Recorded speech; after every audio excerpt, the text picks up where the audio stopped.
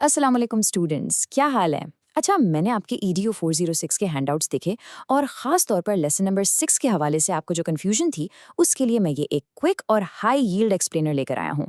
मतलब इस short session में हम वो सारे इंपॉर्टेंट पॉइंट्स कवर करेंगे जो आपके एग्जाम्स के लिए लिटरली गेम चेंजर साबित होने वाले हैं। तो बस फोकस्ड रहें और चलें शुरू करते हैं। लेकिन सबसे पहले यार मेरा आपसे एक बहुत ही सिंपल सा सवाल है। एज अ फ्यूचर टीचर, क्या आपने कभी इस बात पर गौर किया है कि क्यों कुछ असातिज़ा वक्त के साथ साथ इतने ज़बरदस्त और इम्प्रूव होते जाते हैं, जबकि कुछ 20 साल तक एक ही जैसी क्लासरूम प्रॉब्लम्स में फंसे रहते हैं? आखिर फ़र्क क्या है दोनों में? इस सारे सस्पेंस का जवाब एक ही कॉन्सेप्ट में छुपा है, जिसे हम रिफ्लेक्टिव प्रैक्टिस कहते हैं। तो अब सवाल ये पैदा होता है कि आखिर ये रिफ्लेक्टिव प्रैक्टिस है क्या? मतलब हम बार बार ये टर्म सुनते हैं, लेकिन इसका असल में क्या काम है जो एक आम से टीचर को एक आउटस्टैंडिंग प्रोफेशनल बना देता है? आइए इसके बेसिक डेफिनेशन को डीकोड करते हैं। देखें, आपके हैंडआउट्स बिल्कुल क्लियर कट बताते हैं कि रिफ्लेक्टिव प्रैक्टिस कोई फारिग बैठकर हवाई बातें सोचने का नाम नहीं है। बिल्कुल नहीं। ये एक प्रॉपर सिस्टमैटिक प्रोसेस है। ये कोई बोरिंग या खुश्क थियरी नहीं है, बल्कि एक इंतहाई प्रैक्टिकल टूल है। हम इसे यूज करते हैं ये समझने के लिए कि यार क्लास में आज क्या चीज़ गलत हुई, क्यों हुई, और जो चीज़ें अच्छी जा रही हैं उनकी क्वालिटी को हमने मेंटेन कैसे रखना है।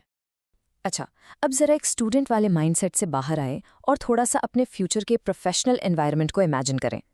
1 मिनट के लिए सोचें कि एक प्रोफेशनल टीचर रोजाना की बुनियाद पर आखिर किन चीज़ों पर रिफ्लेक्ट करता है, वो क्या सोचता है। तो एक सच्चा प्रोफेशनल सबसे पहले अपनी फाउंडेशनल टीचिंग फिलॉसफी को देखता है। मतलब वो खुद से पूछता है कि क्या मेरे जो कोर वैल्यूज़ हैं, जो मेरे अकायद हैं, वो मेरी टीचिंग में रिफ्लेक्ट भी हो रहे हैं या नहीं। वो स्टूडेंट्स के साथ अपनी रोज़मर्रा की जो इंटरेक्शंस हैं उनको एनालिसिस करते हैं। और यार, सबसे इंटरेस्टिंग बात बताऊं, वो ये भी नोटिस करते हैं कि क्या क्लासरूम के कुछ प्रॉब्लम्स सिर्फ चंद रूल्स पहले से बता देने से सॉल्व हो सकते हैं।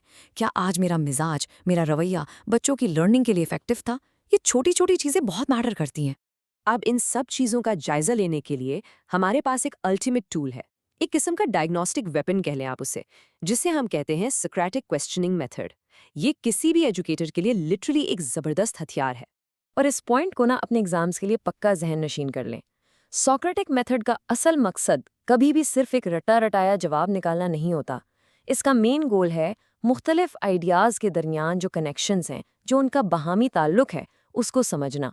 ये मेथड हमें फोर्स करता है कि हम रेलेवेंट सवालात पूछें, ताकि क्लासरूम की किसी भी सिचुएशन को हम बिल्कुल परफेक्टली परसीव कर सकें। अगर आप इस साइकिल को देखें तो ये लर्निंग का एक लामतनाई यानी नेवर एंडिंग लूप बनाता है। देखिए कैसे बात अंडरस्टैंडिंग से शुरू होकर क्वेश्चनिंग की तरफ जाती है और फिर वहीं से घूमकर सीधा इंटरप्रेटिंग और आंसरिंग में जा मिलती है। ये एक साइकिल है जो कभी रुकता नहीं है, और यही एक अच्छी टीचर की पहचान है। और हाँ, एक क्रिटिकल थिंकर हमेशा इस थॉट व्हील के मुख्तलिफ एलिमेंट्स को यूज़ करता है। अब इसमें क्या क्या आता है? इसमें आपके पॉइंट्स ऑफ व्यू आ जाते हैं, आपकी अजम्पशंस हैं, इन्फॉर्मेशन है और पर्पस है। जब हम इस पहिए के गिर्द घूमते हैं ना, तो हम एक ही चीज़ को 10 मुख्तलिफ जावियों से देख पाते हैं। और यही वो चीज़ है जो असल में हमारी सोक्रेटिक सोच को बिल्ड करती है। अच्छा, यहाँ पर दो बड़े ही क्रूशियल कॉन्सेप्ट्स हैं। एक तरफ है आपके स्पॉन्टेनियस क्वेश्चंस, यानी वो फौरी रद्द-ए-अमल जो बस आपके जहन में मौजूद अजम्पशंस पर बेस्ड होता है, और दूसरी तरफ है फोकस्ड क्वेश्चंस, जहाँ आप बाकायदा ब्रॉड आइडिया से शुरू करते हैं और फिर बहुत ही स्पेसिफिक डिटेल्स तक जाते हैं। और यार, एग्जाम के लिए एक ज़बरदस्त शॉर्टकट बताऊं, इस पूरे प्रोसेस को याद रखने के लिए पेपर क्लिप का निमोनिक यूज़ करें, यानी purpose, assumptions, points of view, evidence और इसी तरह बाकी। ये ट्रिक पक्का याद रखिएगा, पेपर में बहुत काम आएगी। चलें, अब मूव ऑन करते हैं इस कोर्स के सबसे इम्पॉर्टेंट और कोर सिस्टम की तरफ। फर्ज करें क्लास में कोई इंसिडेंट हो गया है। अब उसको एनालाइज करने का एग्जैक्ट रोड मैप क्या होगा? उसके टोटल 6 मराहिल हैं। इन 6 के 6 मराहिल को ज़रा गौर से सुनिएगा। सबसे पहले तो ज़ाहिरी बात है, एक तजर्बा या एक्सपीरियंस होता है। इसके फ़ौरन बाद दूसरा स्टेप ये है कि आपका जहन उसकी एक फौरी सी तशरीह या इंटरप्रिटेशन कर लेता है। तीसरे मरहले में आप बाकायदा रुक कर असल मसले की निशानदही करते हैं, यानी प्रॉब्लम का नाम रखते हैं। चौथा मरहला है कि आप उसकी मुमकिना वजूहात तलाश करते हैं। फिर 5वें स्टेप में आप उसके अंडरलाइंग प्रिंसिपल्स या बुनियादी उसूलों का जायजा लेते हैं। और फिर फाइनली छठे मरहले में आप इस सारे प्रोसेस को मिलाकर एक जनरल अंडरस्टैंडिंग बना लेते हैं, ताकि फ्यूचर के लिए एक पक्का सबक मिल सके। Make sense?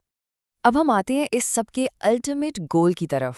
हमने रिफ्लेक्शन के ये सारे मराहिल तो पढ़ लिए, लेकिन हम इनको एक ठोस टीचर आइडेंटिटी और सच्चे प्रोफेशनलिज्म में आखिर कैसे कन्वर्ट करेंगे? देखिए, प्रोफेशनलिज्म की सबसे बड़ी बुनियाद है इंसाफ यानी फेयरनेस। इसका हरगिज़ ये मतलब नहीं है कि आपने बस जाकर अपना लेसन प्लान खत्म करवाया और ड्यूटी पूरी हो गई। एज ए टीचर आपका सबसे बड़ा फ़र्ज़ ये मेक श्योर करना है कि क्लास का हर एक बच्चा सबक की रफ्तार के साथ चल रहा है। कोई भी स्टूडेंट खुदा न खास्ता पीछे ना रह जाए और सबको उस लेसन का पूरा फ़ायदा मिल रहा हो। और एक सच्ची प्रोफेशनल डेवलपमेंट के लिए ना आपको 3 पिलर्स पर काम करना पड़ता है: इंटेलेक्चुअल, एटीट्यूडनल और फंक्शनल डेवलपमेंट। मतलब साफ है, आपको अपने सोचने के अंदाज को, चीज़ों को परसीव करने के अपने रवैये को और क्लासरूम में अपने एक्चुअल पढ़ाने के तरीक़ेकार को, इन तीनों को एक साथ इम्प्रूव करना होता है। ये पूरा एक पैकेज है। इस सेशन को मैं आपके हैंडआउट्स की एक बहुत ही ज़बरदस्त कोटेशन के साथ वाइंड अप करूंगा। अगला मरहला सीखी गई बातों को लागू करना है और ये एक नेवर एंडिंग प्रोसेस है। यार, इस रिफ्लेक्शन को ना सिर्फ एक इम्तिहान पास करने का टॉपिक मत समझे। मेरा जाते जाते आपसे बस एक ही सवाल है, क्या आप कल से ही अपनी क्लासरूम को एक लेबोरेटरी और ख़ुद को एक सच्चे रिफ्लेक्टिव प्रैक्टिशनर के तौर पर देखने के लिए तैयार हैं? सोचिएगा ज़रूर। अपनी तैयारी जारी रखें, रिफ्लेक्ट करते रहें और अपने एग्जाम्स में एक्सेल करें। अल्लाह हाफिज़।